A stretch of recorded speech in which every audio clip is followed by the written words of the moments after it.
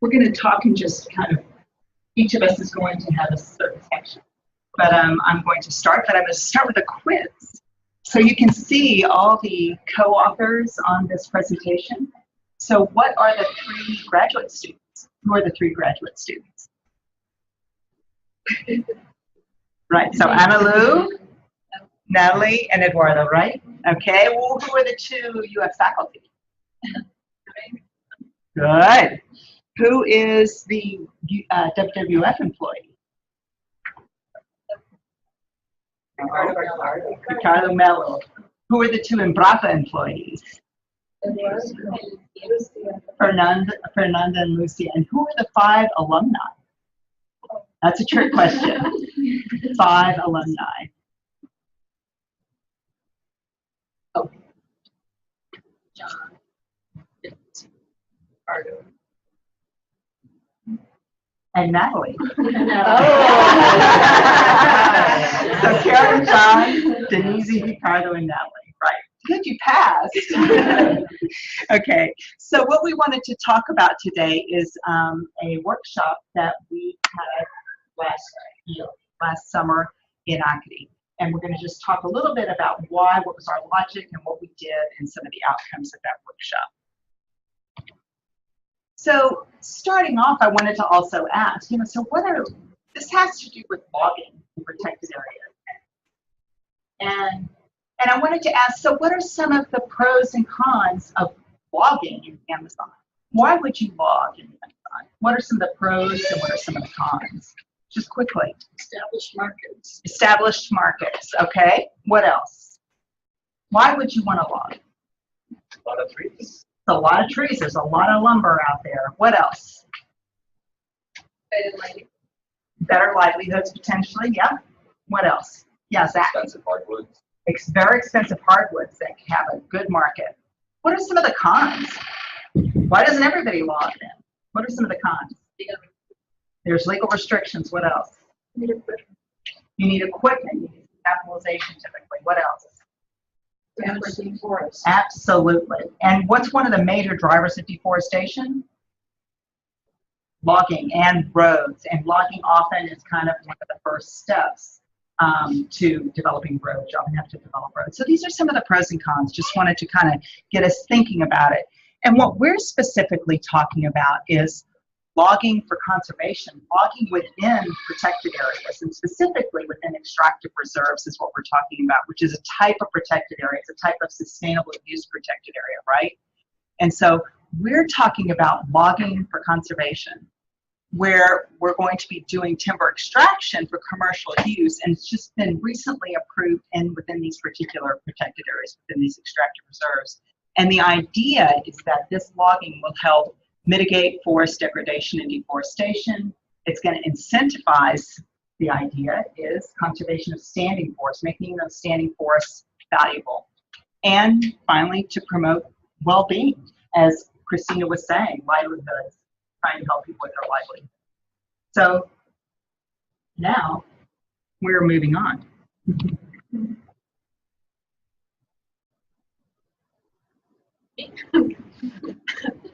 And should be, let's see. Should be this word. Okay. Sorry. So, this one. Oh, yeah, this is right. So, from our professional and experience observation, working in the Amazon region for a long time, Karen, Natalie, and I, we figure out that we had some communities in statutory reserves that they have more, we say that they are flourish, they have more good benefits, that they are going better than other communities in statutory reserves. So we started to asking why those communities, they have this approach, or they are going better than another ones. And we from these observations, we tried to organize, to put together people from different experiences to talk about these lessons learned from their cases, and what we mean, like when we say flourish and struggle in this situation. So in Pará, in Amazonas, we have at least 3 or 4, at least 4 communities in tribal reserves that they have, they are going better. And why? Because we see some factors and conditions that enable them to get more benefits from logging. And we consider, for example, social organization. They are working as a group to do these logging activities. Also, they it's kind of a collective action to do that. And because they are working together as a group, they also are looking for partners that can help them to develop this project, because there's some technical and then there's some financial constraints that do not enable them to advance with this project.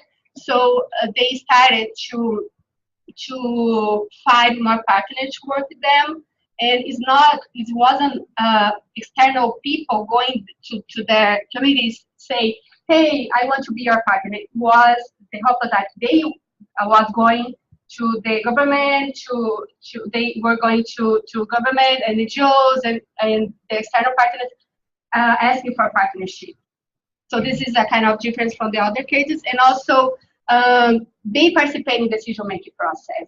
So they are in the round table discussions with the government and the NGOs and the other stakeholders related to this project to put their needs, to put their interests in the project, not having the government or the other actors deciding for them what to do in their forests.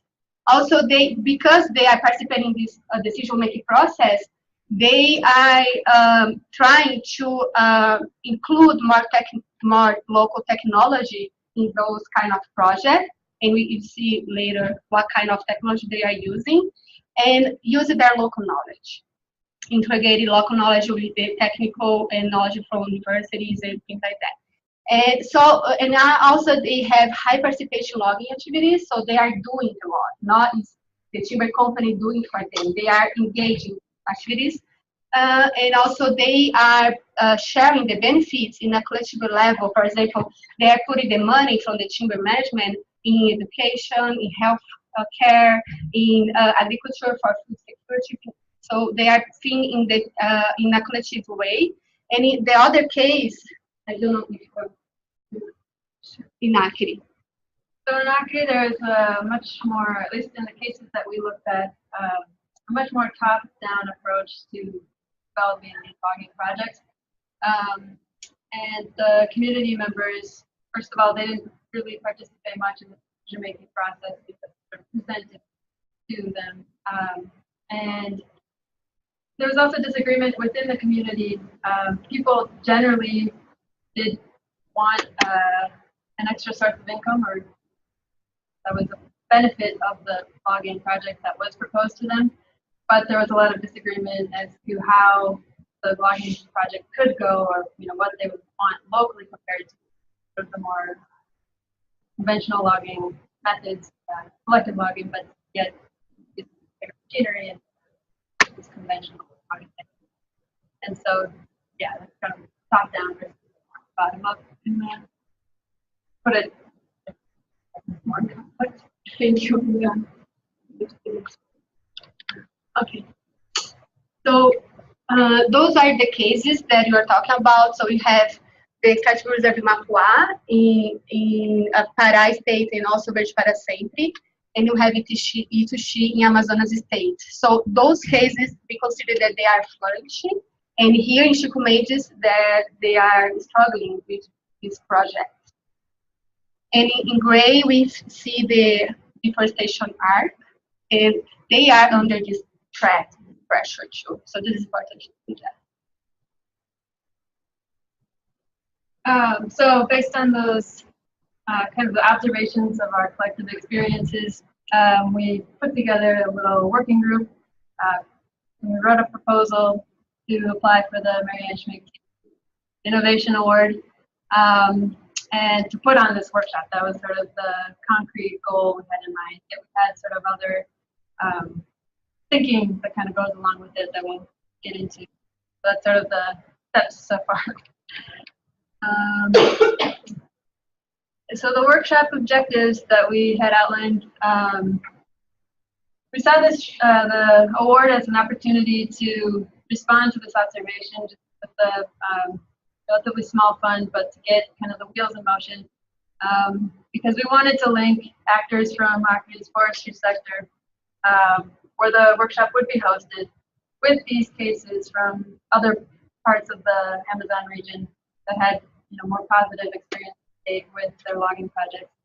And so in that workshop, we wanted community groups to exchange, and other stakeholders to exchange knowledge and experiences, collectively discuss and analyze the diverse approaches to logging that were presented in the cases, and then also reflect on lessons learned and next steps, sort of how to move forward from the workshop. And in the process, this would hopefully grow networks across the Amazon and across sectors and communities for future events. And so in our approach, we kind of merged three concepts. And this was an approach both to the working group and the working group processes and workshop development, as well as the workshop itself. So collaborative governance, basically we wanted to integrate a variety of perspectives and variety of perspectives into sort of the decision-making process. So our working group had, as Karen mentioned, and pointed out in the first slide, we had CCD faculty, students, alumni, we had Brazilians, here in Gainesville, but also working the Amazon. We also had a range of academic disciplines represented by colleges, forestry, social science, and then people from different sectors, from practitioners and government researchers and academics. And also we wanted to sort of replicate that sort of diverse representation in the workshop itself, sort of get lots of perspectives in one room. And social learning, collective learning process that also kind of values the relationship building that goes along with that learning process, was really fundamental to the workshop itself. Because we saw the workshop as an opportunity and more of a platform for these communities to tell their stories with logging, good and bad, and so share their experiences, and not just with each other, but also with representatives from different organizations at the kind of institutional level in Haku. And we also structured the workshop to really maximize the opportunity for social learning, a small group discussions, kind of process and the information that was presented and that kind of thing. And again, that kind of goes in line with the aim of expanding networks and growing linkages across the Amazon. Then finally, adaptive management, kind of integral to adaptive management is the constant needs assessment and the evaluation, sort of flexibility to adapt and change according to sort of a local context and situation on the ground. So this was actually really important for us as a group that is here in Gainesville that conceived of this project in the lab at UF, but has everything to do with work in the Amazon in a very distant location. So knowing that we had this idea that, belief in our idea that we thought could help and benefit these different stakeholder groups and forestry sector in general, but knowing and acknowledging that there were many limitations with that original idea. And so we really worked to, throughout the process and in the workshop itself, to make those kinds of necessary changes as the day went on. So here's sort of a visual representation of the process. In the center, we have the challenge, which is kind of that observation of very distinct logging experiences across the Amazon in extractive reserves. And then from there, we organized a group to put together a proposal, which in this case was destined to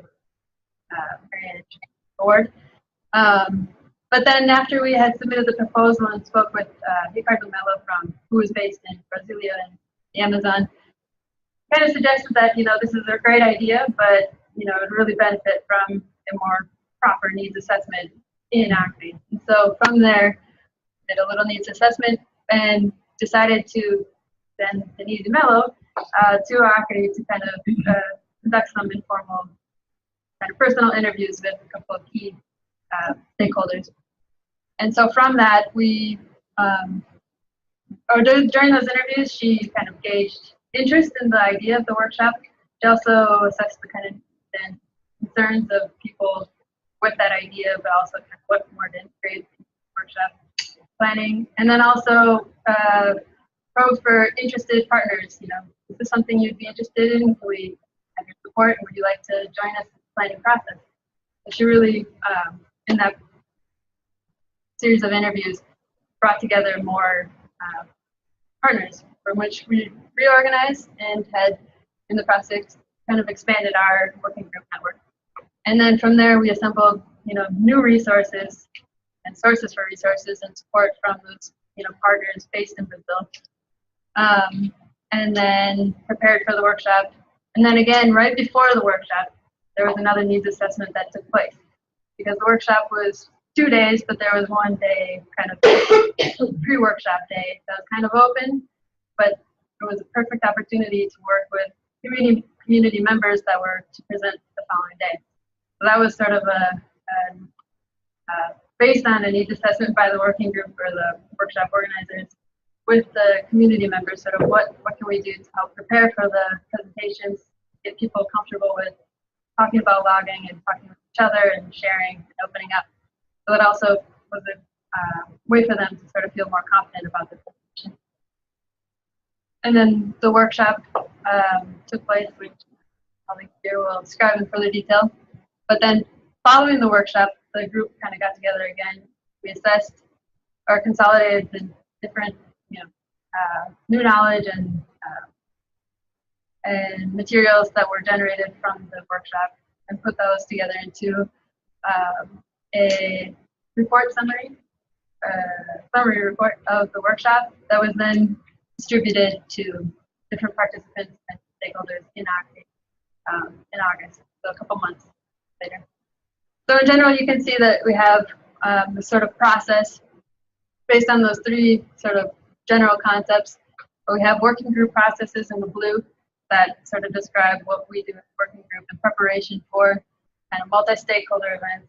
Working group interacts with the broader community of stakeholders, community resource management, and just constant needs assessment, adaptation. And as those kind of events occur, we have growth in network capacity, and then also growth in this is just a kind of summary of the process of events. The workshop development, which I think I talked about it. And so we also had a collaborative budget, which is really notable to show that the monies that we received from the Marian Schmink Award were relatively small, but it was enough to get us going and to get a whole group of partners, most of them based in Brazil by the time conducted the workshop, but where we were able to raise over, almost $12,000 in partner contributions of various kinds, and got people from all over the Amazon involved. So the collaborative planning process really worked to generate buy-in and literally raise kind of the funds to make the workshop happen. Yeah. Also, it was important to have the Schmink Award at the beginning, because when you were starting to talk with the other organizations and ask their help, we said we had someone. So it's not just you giving me money, we had some to contribute to this process too. So it was like a way to say, yeah, we have money too. So just be our partners, not the provider, like a workshop. And I just these two graphics about the main causes of the workshop. So it was the travels, the flight tickets in blue, because we had people from Pará, from Amazonas, going to Acre, and know that the Amazon is huge, so it's expensive to travel around them. So our main cost was related to viagens, to travels, and also hospedagens is the lodging. So we paid everything for people, for the community members to go to Acre and to stay in a hotel and have a good food, have comfortable, because they were we invited them to be there. And also we paid for two people from NGOs and government, because they didn't have money, but the other people that we invited, they went by themselves. Yeah. And the other graph is about the contributions from different partners. So the Acre government, the state of Acre, they contribute for all the travels in the year. So they paid for all flight tickets. And we had WWF paying for lodging in the meals. Yeah. All right. So not the memory. So we had people from 4 statutory reserves from the Amazon region, the Amazon region. And from Mapua, we had just 1 representative. And from Beijo para Sempre, we had 2, but we invited 4. And we tried to have a gender equality in this representation, but some people that confirmed, they just, after some days or some weeks, they cancel because they had other meetings or other priorities. But we had 2 people from there, but we wanted to have 4 because they have 5 logging projects there. So we're trying to have people that could represent these all 5 projects. And from Itushi, they had a lot of activities in the same time that we organized the workshops, so they couldn't go, but they had an NGO guy represent them to talk about their case. So we had a guy from the EFT, which is a non-profit organization that worked with this research research for a long time. And we had, at the beginning, we thought to have only 2 people or 4, I don't remember exactly, but few people from Chico Mendes, because we didn't have a lot of money, and we wanted to have more people from outside to share their experiences. But prior to the workshop, I was in the field doing my data collection for my research stuff, and then I started to talk with people, and they say, hey, this is important to have more people from Chico Mendes, because we are in 4 or 5 guys, and we are different, so we need more people going to these meetings. It's super important to us. And I realized that, yeah, they are right, because we are doing this workshop to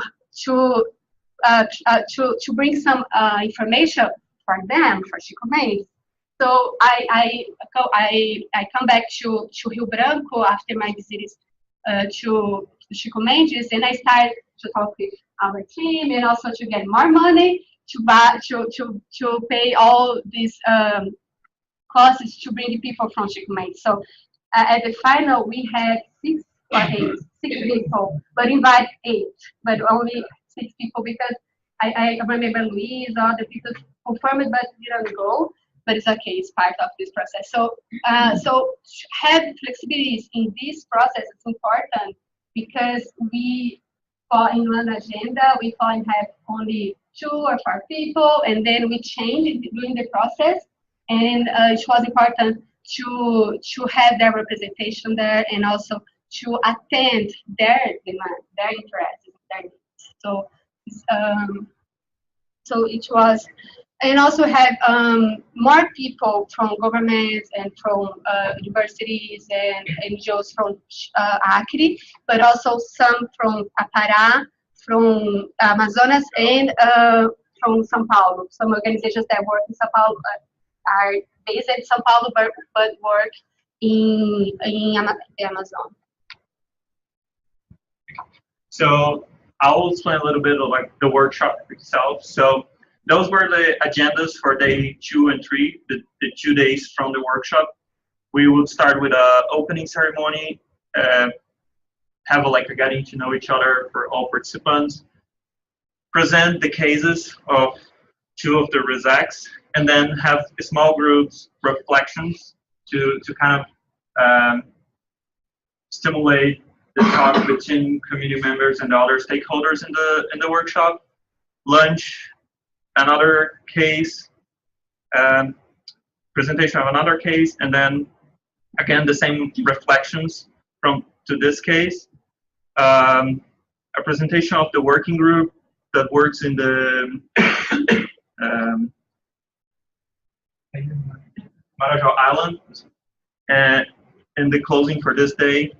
The next day we had a revision, and then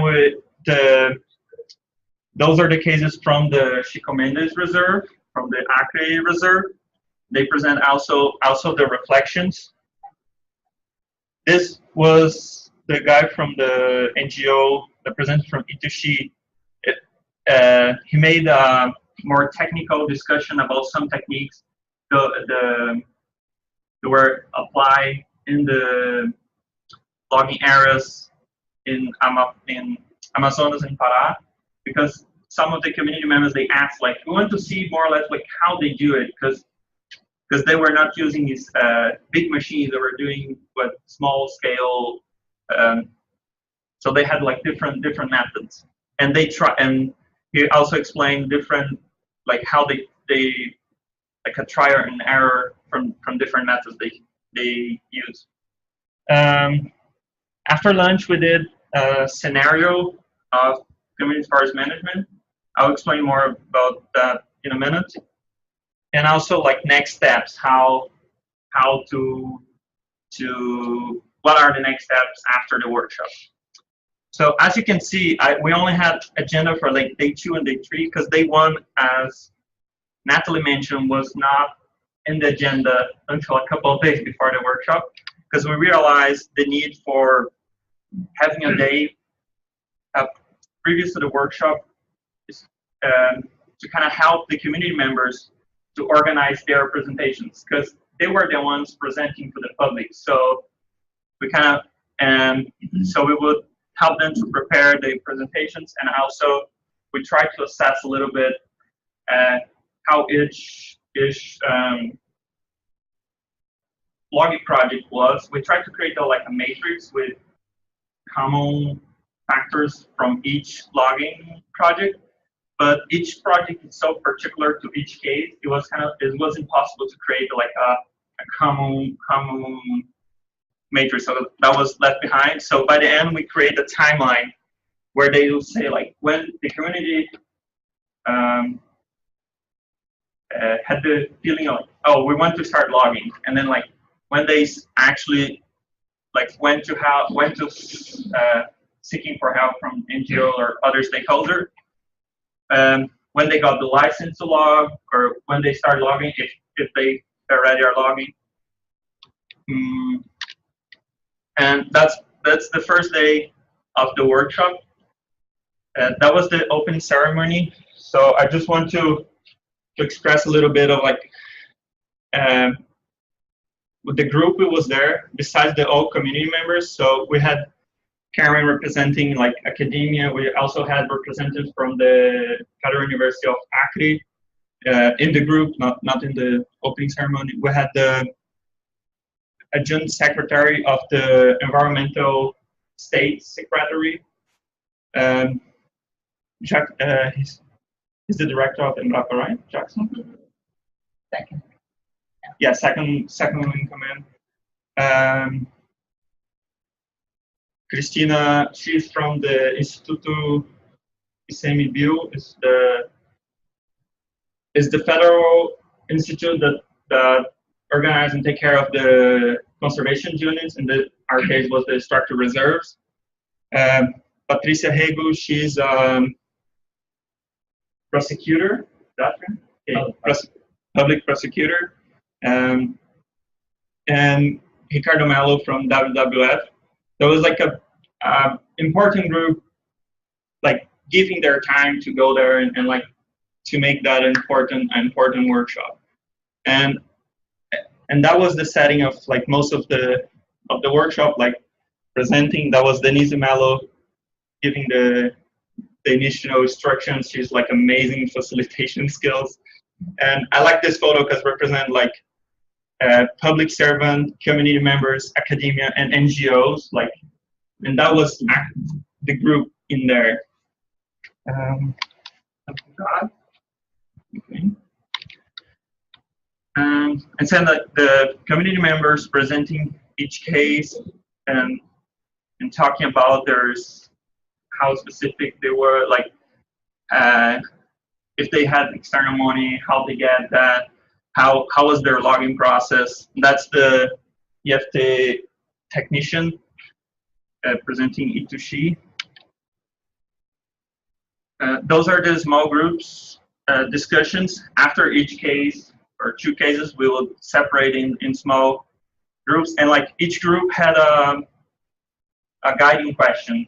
So they will like talk about that and bring back to the big group with their thought about the cases that were presented. These are the community members from Acre.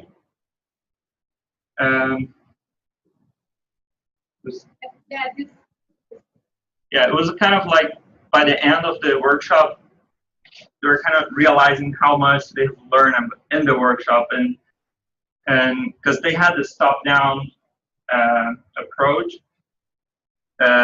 so they were thinking like how the community could actually like organize for themselves and be different with what they were doing now. And this photo represents an aha moment in the workshop, because so Silva here started to do some reflections about the importance to do a step back and talk with their communities members and talk with people to realize that, okay, this timber management is a good idea for us, or it's just, an idea from outside that we should follow now or not. So he started to do some reflections about their cases, and also his reflections helped in some way people from Flourish para Sempre apply to think about their process too, because they have a lot of issues going on here, some conflicts with some COP from the government, and in Flourish para Sempre, the other statutory reserves, they also had some conflicts, not very well, very good, so it's not new maravillas.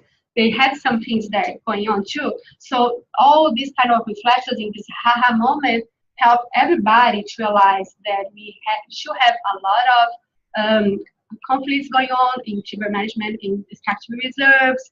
And in this case of Acre, they have a lot of money going from the state to the statutory reserve to acquire to develop this project, but still they have they are not organized, they are not happy with this approach.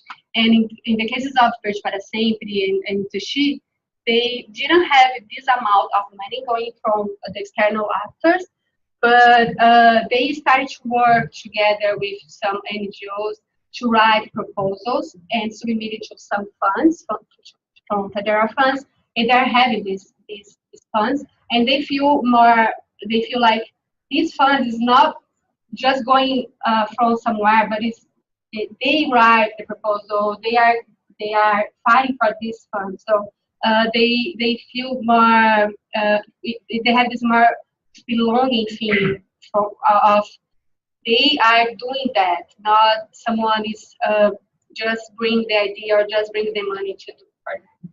So, yeah.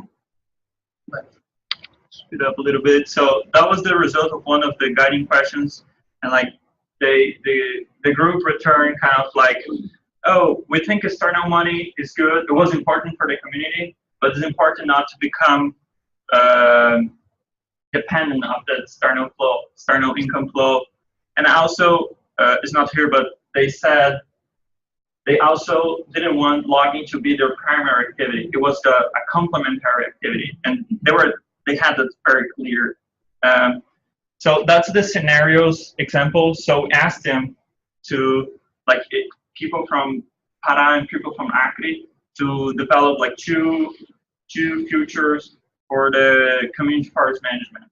One's like the green, like a good future, and one is a green, a great future. So those kind of the outcomes, they kind of developed like what they wanted to and how to get, like, what were kind of the steps to get there. We're running a little bit out of time.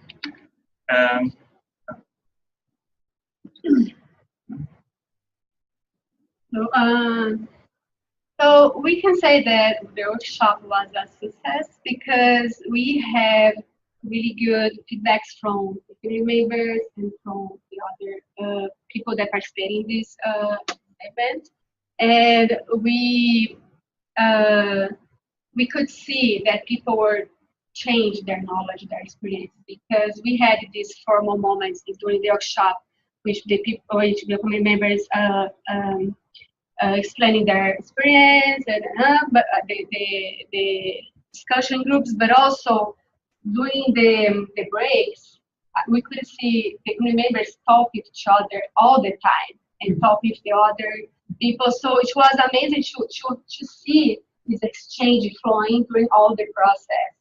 From the first day to the third day, there was really a knowledge exchange among them, and they came up with some questions that we didn't imagine during our process, and asking to do this session to talk about the technologies that they are using to translate. So it was super nice to see that, and especially because it was the first time getting put together people from different statutory reserves to talk about their logging activities in statutory reserves, because this is kind of new for everybody, and also for the government that is trying to use this approach for conservation.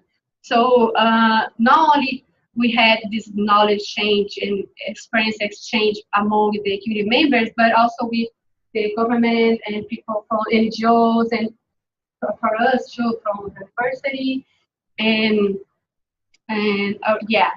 So the workshop itself also provide a lot of information for us, because we see this process as a part of our research itself.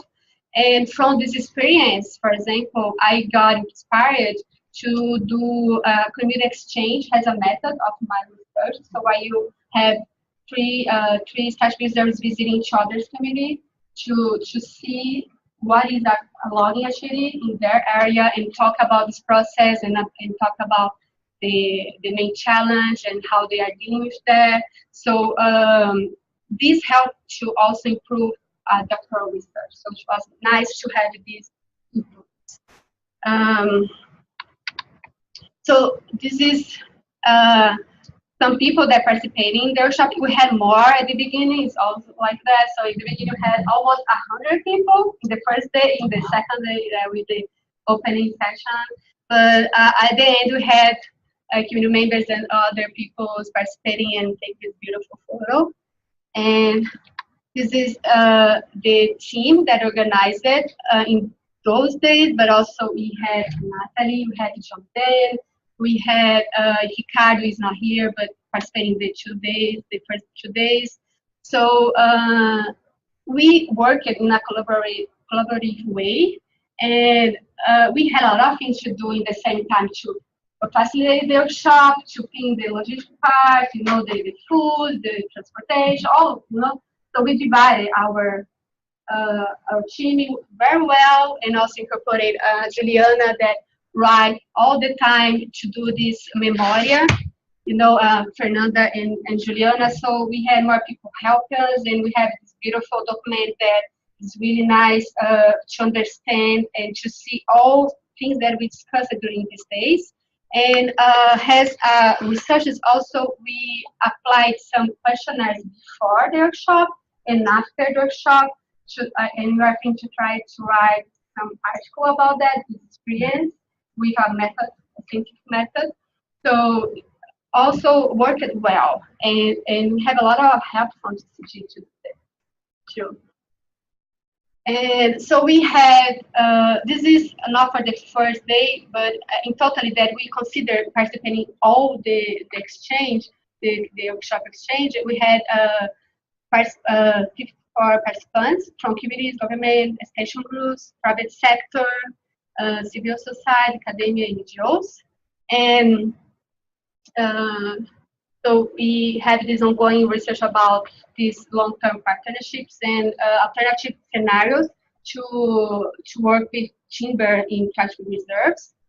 And also we had good media report. Yeah, so we had people from TV recording not record all the time, but doing some interviews with Karen, Lucia, and some committee members. So it appears in some TV. It was a great moment last night. We were at dinner and we're sitting there at this little restaurant, and all of a sudden we're on TV. So we're all like, yeah, it was super nice. Yeah. It's really fun. Yeah. And also in G1, Taiwan is the Global One, is an important journal in Acre in Brazil. So we were there too, and in Latin America Center and TCG website. So we try to disseminate our approach, our findings, our work to do in different ways in for different auditions. So next steps, we still are disseminating this information across the region, and this is part of that.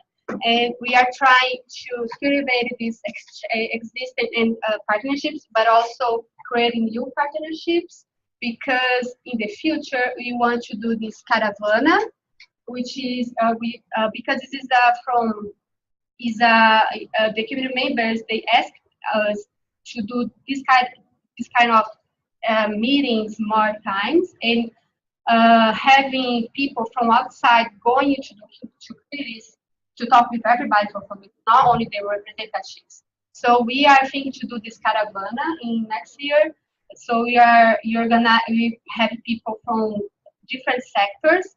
We are putting them in a bus and travel to the communities and visit all the communities and talk with people and discuss these issues about timber management. And also I incorporated exchange in my work. And this is training that probably FTA will do with people from Acre.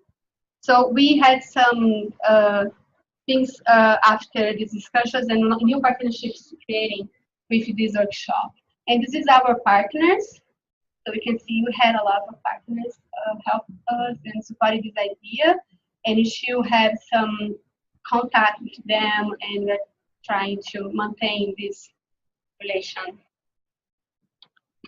And yeah, so, this is important to say that Natalie just had her IFCO approved, and it's about Acre, right? You want to say, you know, but you can read it in the future, yeah. Okay, yeah.